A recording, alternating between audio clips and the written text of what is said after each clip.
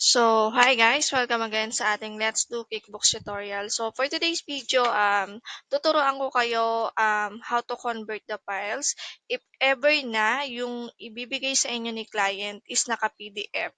So start na tayo guys para malaman natin kung paano siya gawin. Kasi most of the time guys, yung binibigay na files ni client is PDF file. So for that one, kailangan natin siyang i-convert sa Excel file para ma-upload natin siya sa QuickBooks. So, like for example, this one, punta lang tayo sa convert, PDF, PDF to Excel converter. So, etong smallpdf.com yung usually na ginagamit ko. Click nyo lang yan guys. Then, choose files. So, no need to log in na guys. Meron naman tayong 7 free trial per day. Pagka nag-upload tayo ng files dito kay small PDF. So, no need to log in na. So, choose file. Then, wait, di ko pa pala na-download.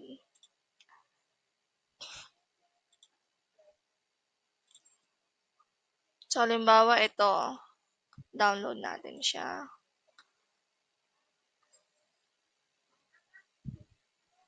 Download na ba? Ayun. So, balik tayo dito. Then, choose file. Yan, na-doble na.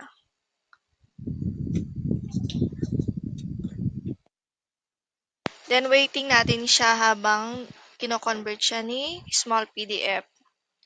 So, as you can see, na-convert na siya. So, ang gagawin natin is download. Okay. Once na na-download nyo siya, guys, open nyo lang to. Then, punta tayo sa Excel. Ang kailangan natin dito, guys, so, like for example, this one.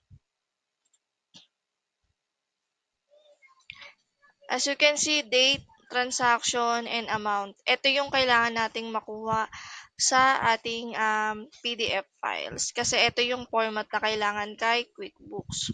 So, if ever guys na meron nakalagay gaya dito,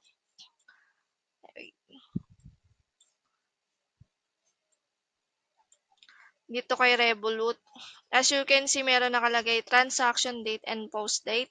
Ang kukunin natin lagi is yung transaction date kasi accrual tayo. Pag sinabi nating accrual kasi guys, whether you pay it or not, once na na-transact mo siya, yung kailan mo siya na-transact, yun yung kukunin mong date. Unlike sa cash kasi, halimbawa bumili ka ng iPhone ngayon, binayaran mo siya ngayon ng cash, that's what we call cash basis. Pag sinabing accrual, the best example dito is yung mga the best example dito guys yung mga hulugan. Like for example, kumuha ka ng hulugan na cellphone. So from the date na trinansa ko nakuha mo yung cellphone, yun yung i-record mo. Whether bayad na siya o hindi. The transaction date tayo magbe-base. Okay? Malinaw tayo sa accrual guys. Then, dito tayo sa Google Sheets.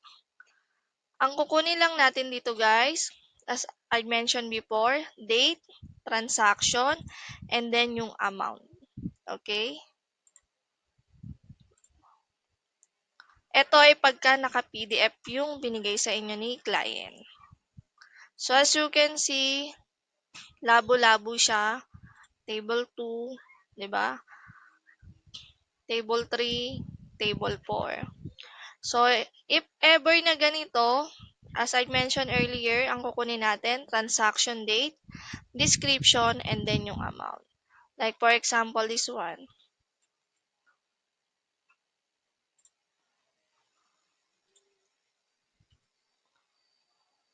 So, nasasama yung SOA.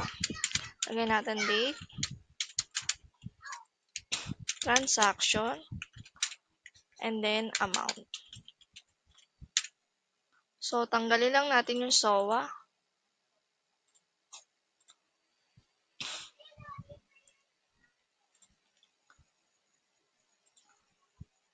Kunin na natin yung amount.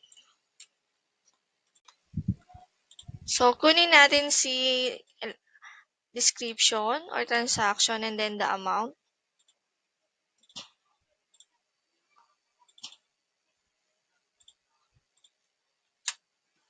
As you can see, nasasama yung SOA. So, ganyan lang guys. If ever na naka-PDF yung file si client, ganito yung gagawin natin.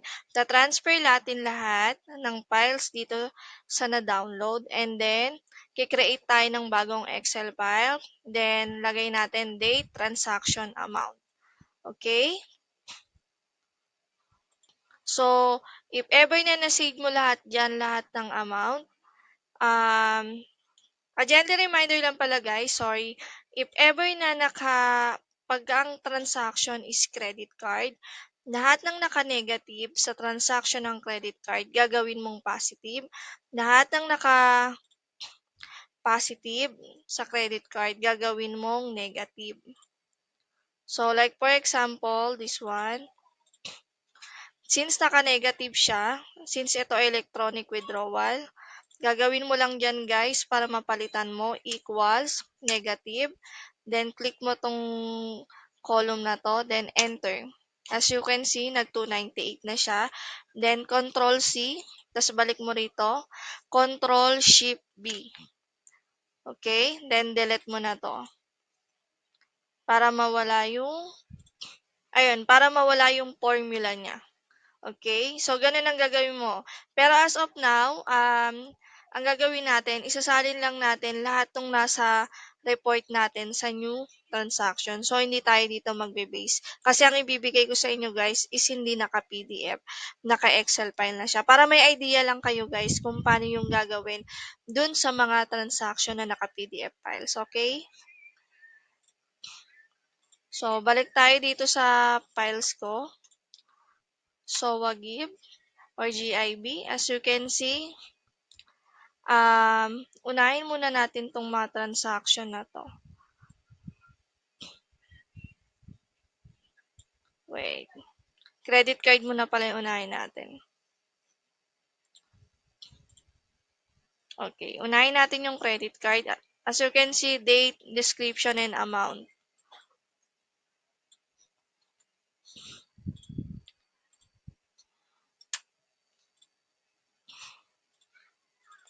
So, gaya ng nasabi ko sa kanina, since credit card ito, lahat ng negative gagawin nating positive. So, equals, negative, click mo to, then enter. And then, may nakalagay dyan suggested autofill, pwede mo na siyang i-click. Tapos, copy mo lang siya, balik ka dito, Control Shift B. As you can see, nakalipat na dito yung negative, then delete na natin to. Okay? The next one, copy na natin siya. Ito yung ibibigay ko sa inyo ng files, guys. So, no need nang i-transfer ito or i-convert ito sa Excel. Since, naka-ano na to, guys. Naka-Excel na. Yung example ko kanina, guys, if ever lang yun na may or naka-PDF copies yung ibigay sa inyo ni client para may idea kayo. So, alam ko naka-formula to. Okay. Then, as I mentioned before, lahat ng naka-positive gagawin nating negative. Kasi ito ay credit card transaction. So, equals, negative, then click mo to, enter. So, may suggested autofill, click mo lang yan guys. Then, copy mo to lahat.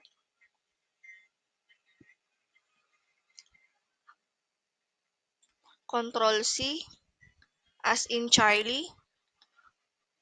Then, balik ka dito. Control, Shift, and then Victory. So, di ba nawala na siya? Then, delete the column. Asa na yun? Okay? So, ngayon naman guys, ang gagawin na naman. So, as you can see dito guys, the previous balance is 0. So, ang gagawin natin guys, dapat yung in-upload natin dito na transaction, mag-0 siya kasi ang beginning balance niya is 0. Paano siya gagawin guys? Copy mo to lahat.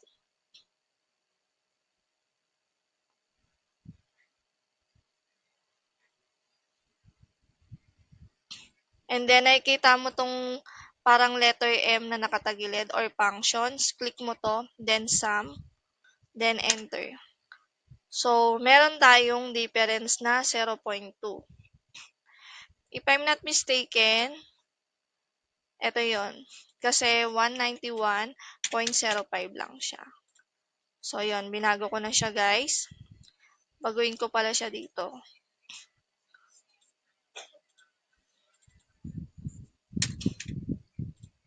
So, check natin ulit. Dapat mag-0 na siya.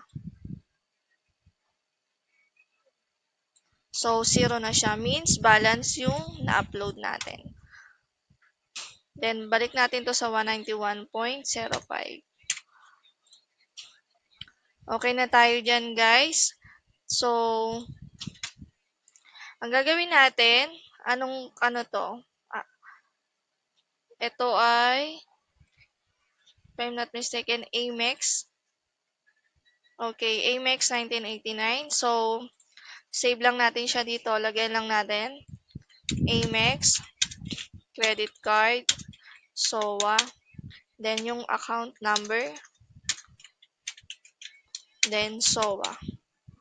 And then, pag sinave natin siya, guys, file, download, make sure na naka-CSV file ito, guys. So, click natin yung CSV, and then magda-download na siya. Then, gawin naman natin yung isa o yung dalawang account. So, ang kailangan daw natin dito, guys,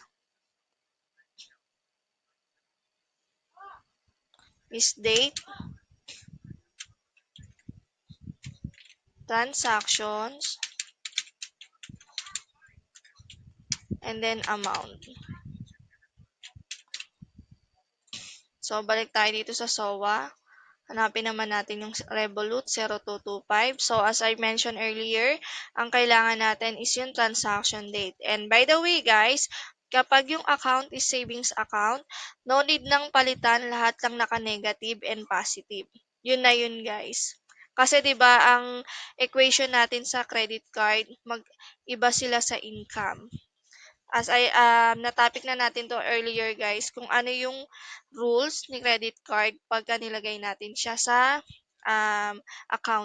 basic accounts or sa ating basic accounting principles. So, kunin natin yung transaction date.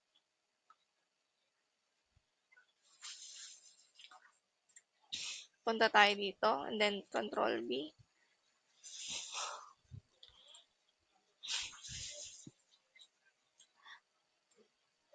Pwede naman na natin sama to since naka-Excel naman siya.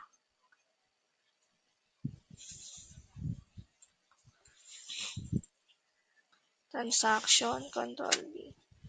So, this one, guys, make sure natin na yung mga voided, yung mga naka-zero account, de-delete natin siya kasi pag in-upload natin siya kay QuickBooks, magkakaroon siya ng error.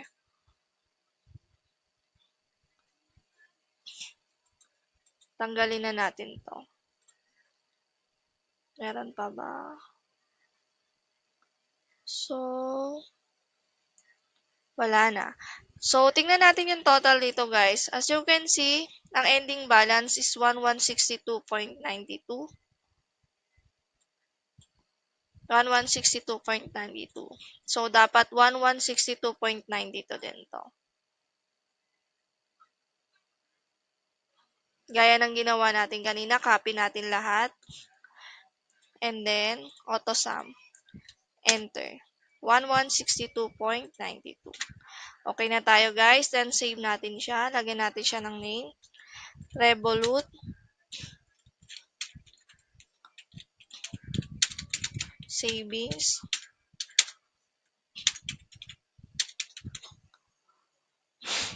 Revolut Savings 0225. Then, SOA.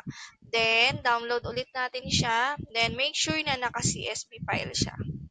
Okay? So, ngayon naman, guys, meron pa tayong isa. Itong 0605, as you can see, dalawang transaction lang siya, guys, and savings account siya. So, once na transfer nyo to, guys, no need ng palitan yung amount from positive to negative, from negative to positive, since ito ay savings account. So, for that one guys, kaya nyo na yan. Pero isa to sa mga gagawin yung transaction. Di bali tatlong statement of account yung gagawin nyo. Amex 1989, Revolut 0605, and Revolut 0225, puro January account. Lahat yan guys, itatransfer nyo sa Excel file. Okay?